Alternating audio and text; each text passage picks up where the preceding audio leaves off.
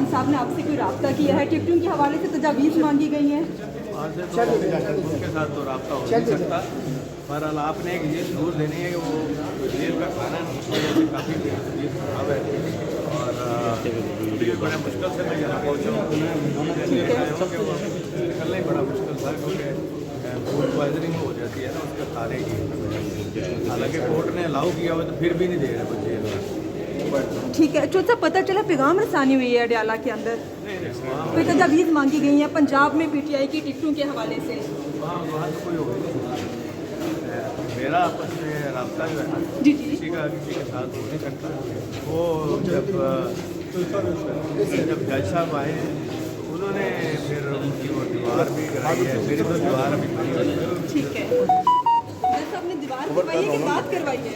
बात नहीं कर रहे हैं। ठीक है, वो उन्होंने दीवार कराई है उससे कुछ बेहतरी हुई है उनकी। क्या कहते हैं, पीटीआई के साथ रहेंगे या छोड़ देंगे? पीटीआई के साथ रहेंगे या छोड़ देंगे?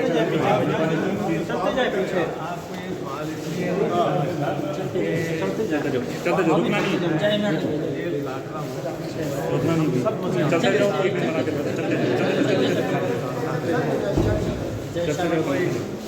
किसी को घबराहट नहीं है और अभी जब इलेक्शन की डेट जो भी कह रहे हैं कि जल्दी आ जाएगी और